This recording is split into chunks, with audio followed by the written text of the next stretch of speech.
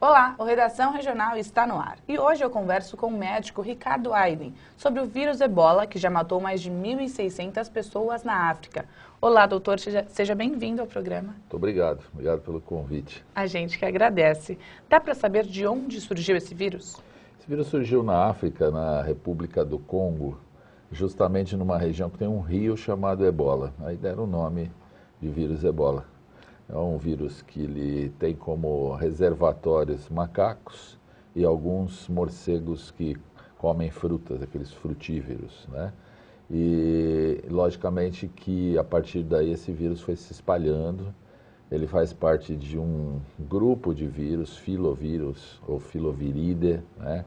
Se a gente quiser falar na denominação científica correta, e tem pelo menos 4 tipos que provocam doenças em seres humanos. Sim, e por que na África? Poderia ser em outro lugar? Poderia. Tem até um parente próximo dele, o Marburg, que apareceu na Alemanha. Filogeneticamente tem algumas semelhanças, quer dizer assim, do ponto de vista estrutural do genoma, tem algumas semelhanças. É que, na verdade, assim, a África sempre foi um reservatório de micro-organismos e vírus raros, até por conta de regiões mais longínquas, mais remotas e tudo mais, que albergam esses vírus, às vezes, em animais e eles acabam atingindo o homem. Isso aconteceu também numa história recente com o HIV, HIV-1 e HIV-2. Sim. E a forma de contágio, então, é só pelos morcegos, né? E pelos macacos? Não, na verdade, assim, o morcego não se tem uma certeza da transmissão para o homem, mas com certeza eles transmitem aos macacos. E a diferença é que esses morcegos, eles não adoecem do vírus, enquanto que os macacos, sim.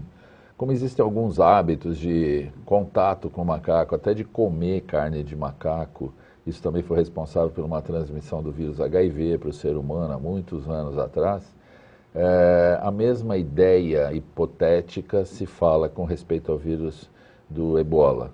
É lógico que a maneira como se transmite é de ser humano para ser humano através de secreções, sangue, diferentemente de alguns outros vírus, onde outras possibilidades são também consideradas.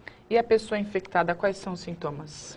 Então, dá uma síndrome inicialmente, síndrome na verdade é um conjunto de manifestações clínicas, de sinais e sintomas, onde predomina a febre alta, uma dor de cabeça muito intensa, dor muscular, dor no corpo, perda de apetite, fraqueza, queda do estado geral.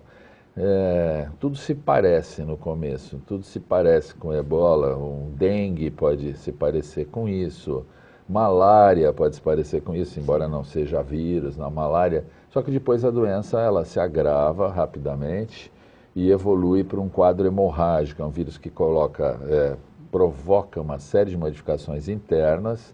Essas modificações internas levam a alterações da coagulação do sangue com sangramento. Então é uma virose hemorrágica e é isso que normalmente mata os indivíduos. E um quadro que tem uma mortalidade em alguns grupos populacionais não bem assistidos, que chega até a 90%. Sim. E sobre essa forma de tratamento, qual é a melhor forma de tratamento? Se existe a melhor forma, né? Hoje ainda está meio que em aberto. Agora tem um soro experimental desenvolvido na Califórnia, que alguns pesquisadores contaminados e alguns médicos foram levados às pressas para os Estados Unidos, isolados num avião especial, tomaram esse soro e 2 deles sobreviveram e os outros 2 ou 3 que tomaram foram a óbito. Então são medicações experimentais e que por vezes ajudam, mas ainda não é uma coisa fechada, não tem um protocolo fechado, que esse remédio tenha sido comparado com outros casos onde ele não foi usado e mostre um benefício destacado. Mas vale a tentativa, uma vez que a gente não tem outra alternativa. E exige sempre medidas de suporte. Essas medidas de suporte, quando adequadas, fazem com que a mortalidade possa cair bastante, de 90% para 40%, que ainda assim é uma mortalidade estúpida. É uma coisa absurda, é como se fosse uma septicemia com choque, etc., que mata, às vezes, 30%, 40%. Quer dizer, é uma situação ainda catastrófica. E como se prevenir desse vírus? O contato, né? Você tem que isolar essas pessoas do convívio com a família, com as pessoas que possam interagir com elas no trabalho e tudo mais, e cuidar com todas as medidas de segurança para a equipe médica e para a equipe de enfermagem. A diferença que facilita um pouco mais é o fato de não ter transmissão aérea, tipo que nem tuberculose ou gripe, que você tosse e espirra, e sim pela secreção, né? Saliva, sangue, sim, secreção vaginal e outras secreções corporais. Isso facilita um pouco porque é o que a gente chama de isolamento de contato. Mas você tem que ter as medidas apropriadas, porque o contágio é muito fácil e a história tem mostrado isso no dia a dia, que pessoas que estão cuidando desses pacientes em condições não muito adequadas acabaram por contrair a doença e vieram a falecer. Sim. Obrigada por enquanto, então, doutor, mas daqui a pouco a gente volta à entrevista, porque agora chegou o momento das notícias do dia. Acontece neste sábado em Praia Grande o 12º Encontro Estadual de Grupos de Apoio à Adoção.